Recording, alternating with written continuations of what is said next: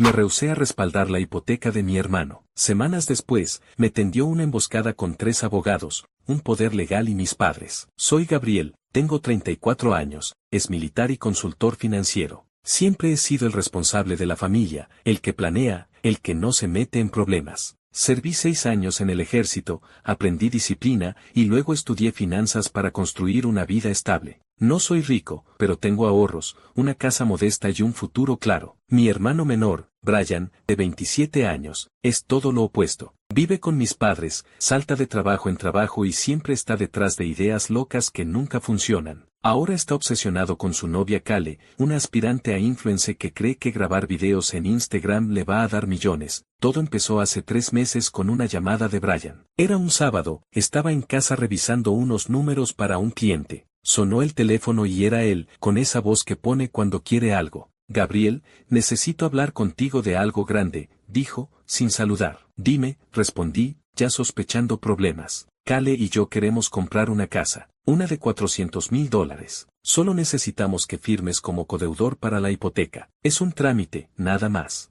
Me quedé callado un segundo. ¿Codeudor? Brian, si tú no pagas, yo me hago responsable. ¿Con qué vas a pagar una casa así? No tienes trabajo fijo. Se puso a la defensiva. Dijo que Kale estaba a punto de triunfar como influencer, que pronto tendrían dinero de sobra. Me habló de sus 10,000 seguidores como si eso pagara cuentas. Luego cambió de tono. Somos familia, Gabriel. Siempre dijiste que me apoyarías. ¿No quieres que sea feliz? Le expliqué que no era personal, que ser codeudor era un riesgo enorme. Le dije que buscara algo más pequeño, que primero tuviera un trabajo estable, pero no quiso escuchar. Terminó la llamada diciendo que hablaría con mis padres y que ya veríamos. Pensé que era otro de sus dramas, que se le pasaría. Brian siempre ha sido así, hace berrinche y luego lo olvida, pero no esta vez. Días después, mi mamá me llamó. Su voz tenía ese tono dulce que usa para convencerme. Gabriel, ¿por qué no ayudas a tu hermano? Es su sueño. No seas egoísta. Eso me dolió. Egoísta. Yo, que siempre ayudo con las cuentas de mis padres, que nunca pido nada. Intenté explicarle que no era por no querer, sino por responsabilidad. Una hipoteca de $400,000 no es un juego, pero no quiso entender. Es tu hermano menor, tienes que cuidarlo, insistió. Mi papá, que suele quedarse callado, también se metió, diciendo que la familia se apoya siempre. Los días siguientes fueron un desastre. Brian me mandaba mensajes, primero suplicando, luego acusándome. Eres el único que puede ayudarme, decía en uno. Al rato, no puedo creer que me des la espalda. Hasta Kale me escribió por Instagram, diciendo que estaba destruyendo sus sueños y que mi energía negativa no ayudaba. Me dieron ganas de responderle que sus videos no iban a pagar una hipoteca, pero me contuve. Por un momento, pensé en ceder para evitar problemas. Pero no, he trabajado mucho para llegar donde estoy. Cuando salí del ejército, no tenía nada. Me maté estudiando, trabajando turnos largos, aprendiendo finanzas desde cero. No iba a arriesgarlo por la fantasía de Brian y Kale. Así que dije que no, y punto. Creí que ahí quedaría todo. Que Brian se enojaría y pasaría a otra cosa.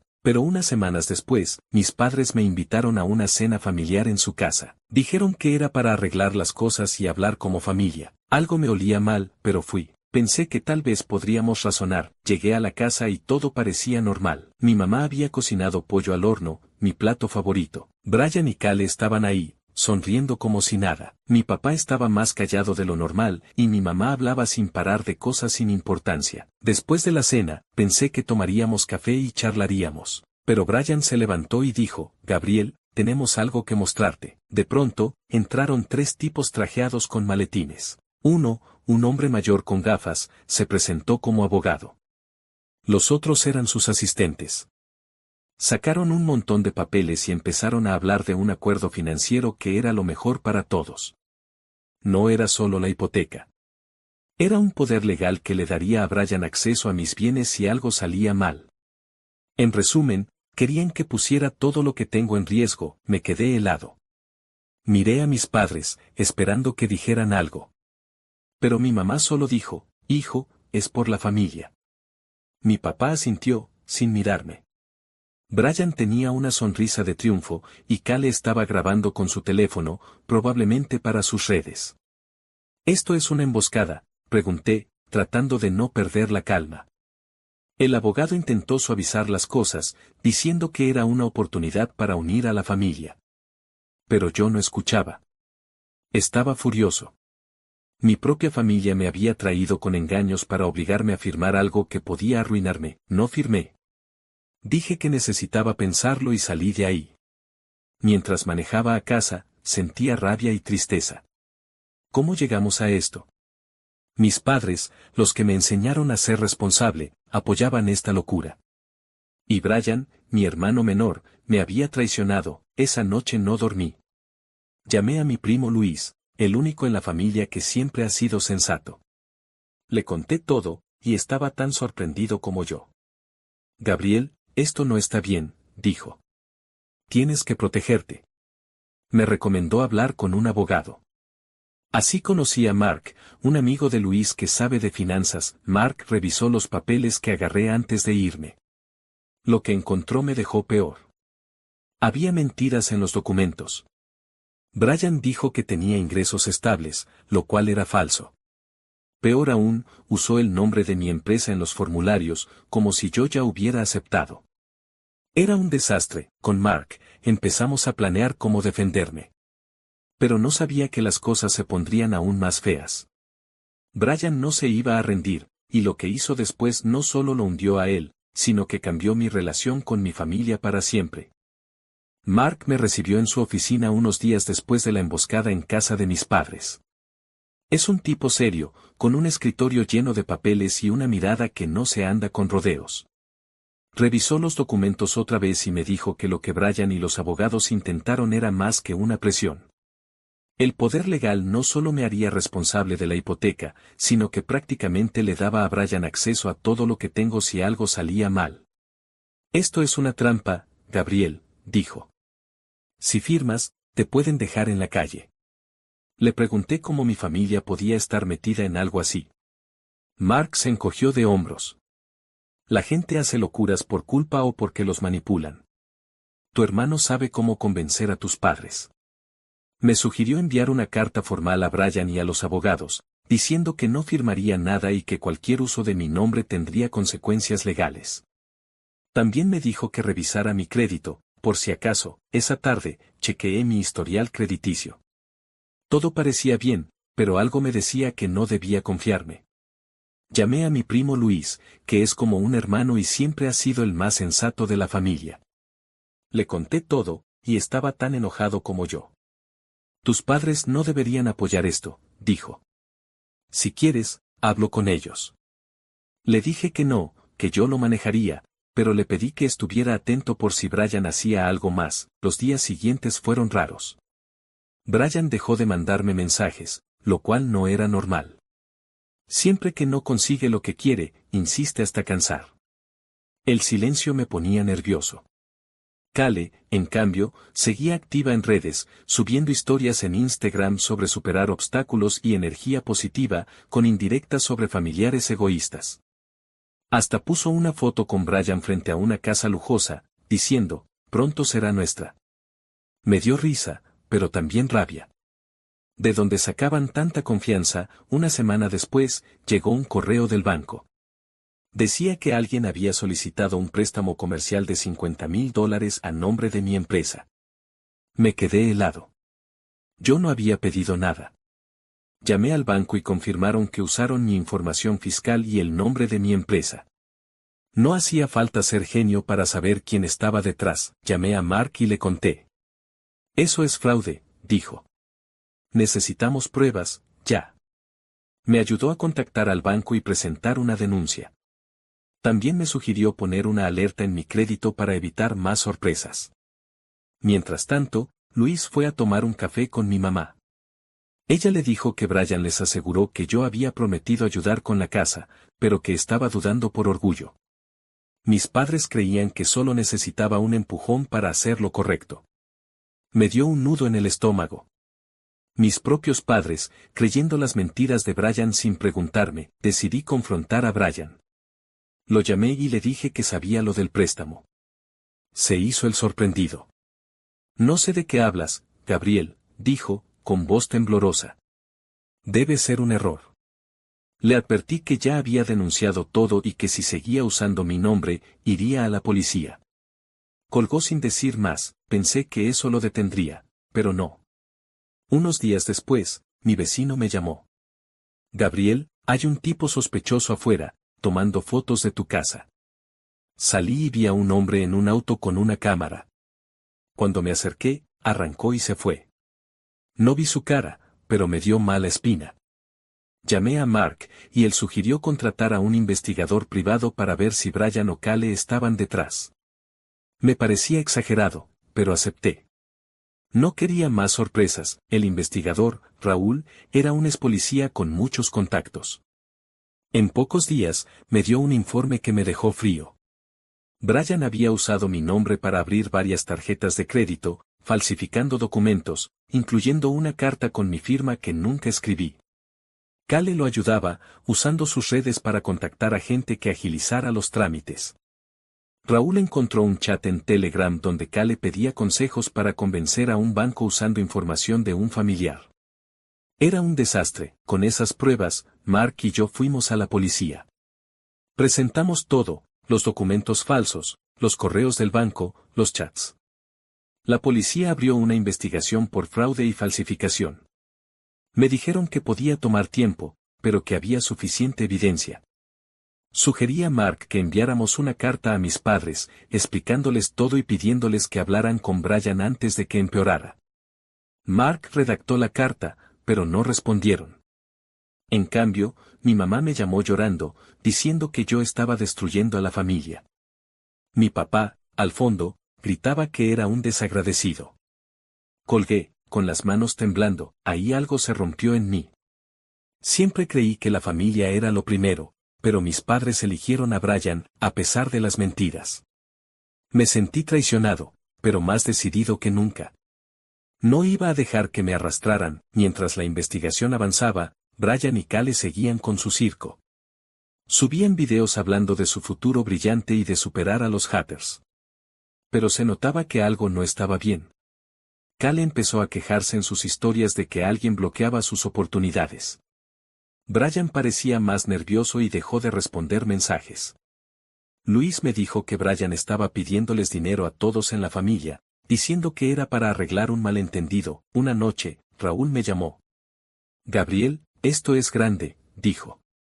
Encontró transacciones sospechosas en una de las tarjetas que Brian abrió a mi nombre. El dinero se usaba para anuncios en redes, ropa de marca y un curso de cómo ser influencer para Cale. Pero lo peor era que Brian intentó pedir otro préstamo de $100,000, usando mi empresa como respaldo. El banco lo rechazó, pero el intento era grave. Mark me dijo que con esto, Brian podía enfrentar cargos serios, incluso cárcel.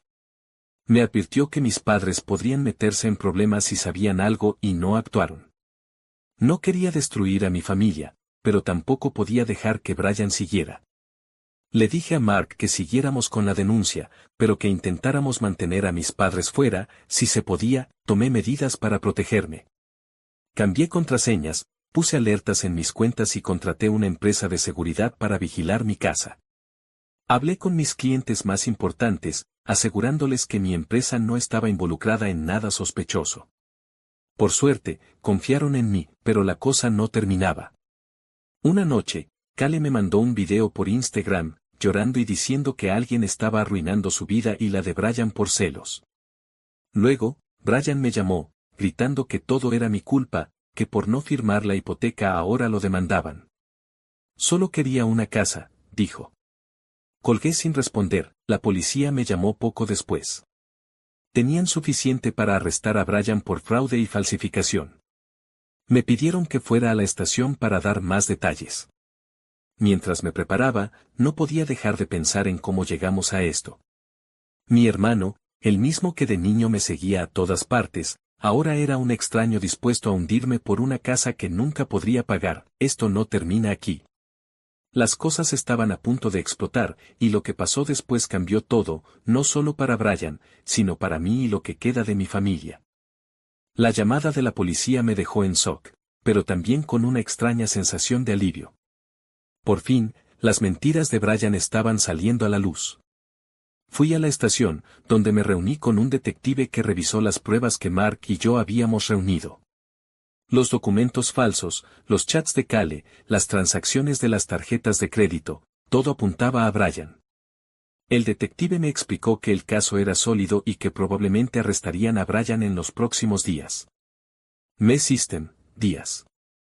Me advirtieron que podía ser rápido, pero que debía prepararme para un proceso largo. Me pidieron que firmara una declaración formal y me aseguraron que me mantendrían informado. Cuando salí de la estación, llamé a Luis para contarle. Estaba tan sorprendido como yo, pero también preocupado. Gabriel, esto se va a poner feo con tus padres, dijo. Prepárate para lo que venga. Sabía que tenía razón. Mis padres ya me veían como el malo de la película y un arresto no iba a mejorar las cosas. Decidí no contactarlos directamente. Había intentado explicarles, pero eligieron creerle a Brian. Ese puente estaba quemado, al menos por ahora. 2 días después, Raúl, el investigador, me llamó con noticias frescas. Había rastreado más transacciones fraudulentas. Brian no solo había usado mi nombre para tarjetas de crédito, sino que también intentó abrir una línea de crédito con un banco diferente, esta vez usando información de mis padres. Eso fue la gota que colmó el vaso. Mis padres no sabían nada de esto, y cuando Raúl les mostró las pruebas, mi mamá rompió en llanto. Mi papá, por primera vez, no tuvo palabras. Pero en lugar de disculparse conmigo, me echaron la culpa por empujar a Brian a esto al no firmar la hipoteca. Fue como un puñetazo en el estómago. La policía arrestó a Brian esa misma semana.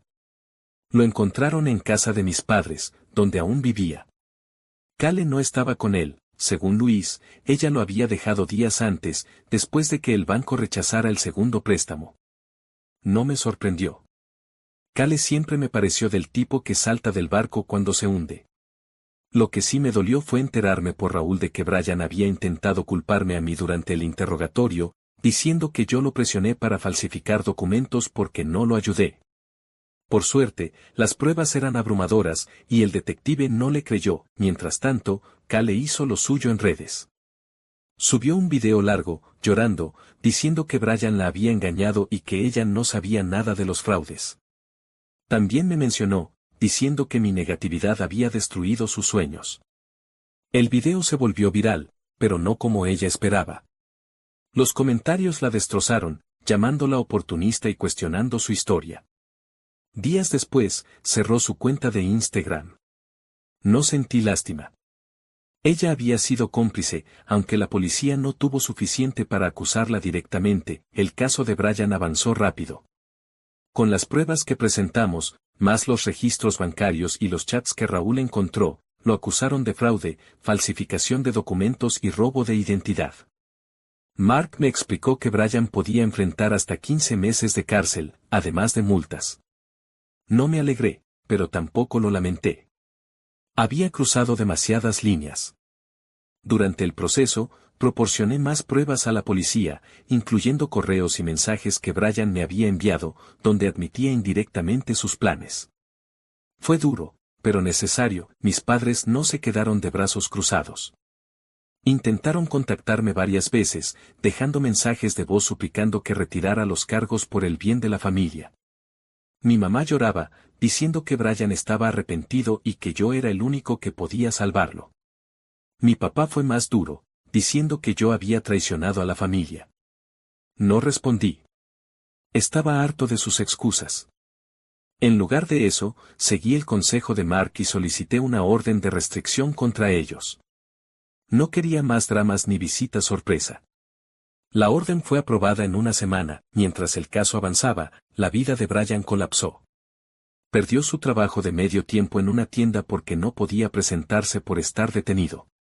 Kale, antes de desaparecer de redes, lo expuso en un último post, diciendo que Brian la había usado y que ella era una víctima. Eso le costó a Brian cualquier apoyo que le quedaba entre amigos y conocidos. Mis padres también sufrieron. Sin el dinero que Brian les prometía de sus planes, no pudieron mantener los pagos de su casa. Terminé enterándome por Luis de que la perdieron y se mudaron a un departamento pequeño. Me dolió, pero no me sorprendí. Ellos mismos se pusieron en esa situación al confiar ciegamente en Brian. El juicio llegó un mes después. Brian se declaró culpable para reducir su sentencia. Lo condenaron a 15 meses de cárcel y a pagar una multa considerable. Mark me dijo que, con buen comportamiento, podría salir en un año. No asistí al juicio. No quería verlo. En cambio, me enfoqué en mi vida. Con la ayuda de Mark, limpié mi historial crediticio y aseguré mi empresa. También contraté a un nuevo contador para revisar cada detalle financiero y evitar más sorpresas. Con el tiempo, empecé a reconstruir mi vida. Me mudé a una casa nueva, más grande, en un barrio tranquilo. Era un paso que había pospuesto por años, pero ahora sentía que me lo merecía. También conocí a alguien, Ana, una profesora de historia con una risa que me hace olvidar todo lo malo. No es el tipo de persona que se deja llevar por dramas, y eso me gusta.